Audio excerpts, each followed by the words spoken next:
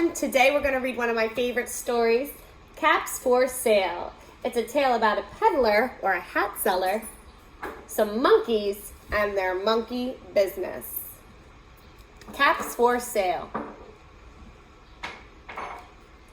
Once upon a time, there was a peddler who sold caps. But he was not like an ordinary peddler carrying his ware on his back.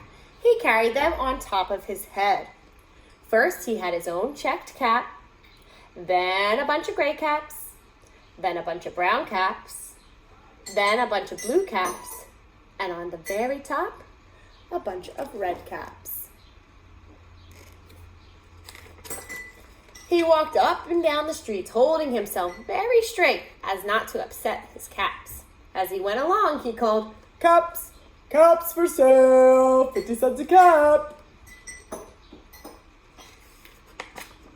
One morning, he couldn't sell any caps. He walked up the street, and he walked down the street, and he kept calling, "Caps, caps for sale, 50 cents a cap." But nobody wanted any caps. He began to feel very hungry, but he had no money for lunch. "I think I'll go for a walk in the country," said he, and he walked out of town, slowly, not to upset the caps on his head. He walked for a long time until he came to a great big tree. "That's a nice place for a rest," thought he, and he sat down very slowly under the tree and leaned back little by little against the tree trunk so as not to disturb the caps on his head. Then he put his hand to feel if they were straight. First his own checked cap, then the gray caps, then the brown caps, then the blue caps, then the red caps on the very top.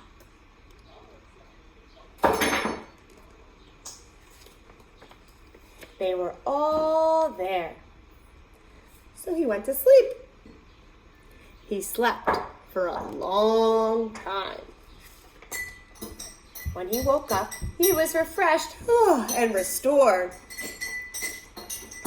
Yes.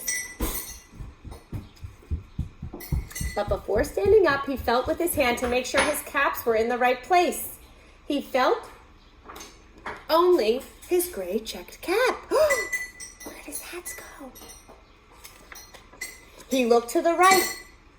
No caps. He looked to the left. No caps. He looked behind him. No caps. Then he looked behind the tree. No caps. Then he looked up into the tree. Oh boy, and what do you think he saw? He looked up into the tree.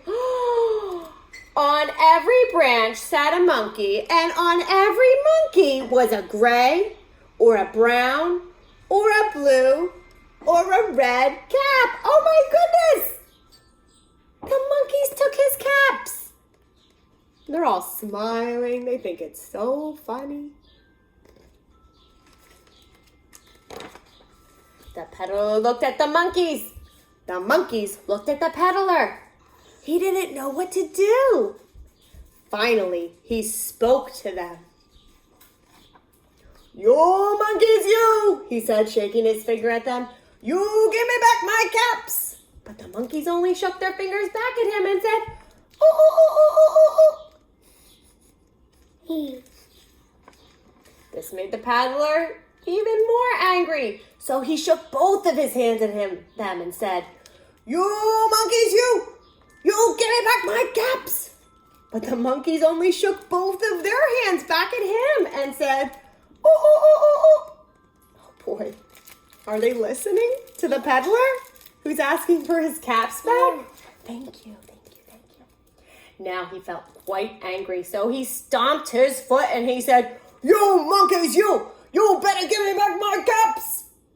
But the monkeys only stomped their feet back and said, "Oh, oh, oh, oh, oh." He must be so frustrated. He better take a deep breath. By this time, the peddler was really very, very angry. So he stomped both of his feet and he shouted, "You monkeys, you must give me back my caps!" But the monkeys only stomped their feet and said, "Oh, oh, oh, oh, oh." That doesn't sound very nice. Oh, they took his hats and they aren't giving them back. What is he gonna do? At last, the peddler became so angry that he took his cap and threw it on the ground and began to walk away. Oh, he's so mad. He's so frustrated and angry. But then, each monkey pulled off its cap. Oh, what do you think they're gonna do? And all the gray caps, and all the brown caps, and the blue caps, and the red caps came flying down out of the tree. They're giving back his caps. They were copying him, weren't they? So the peddler picked up his cap and put them back on his head.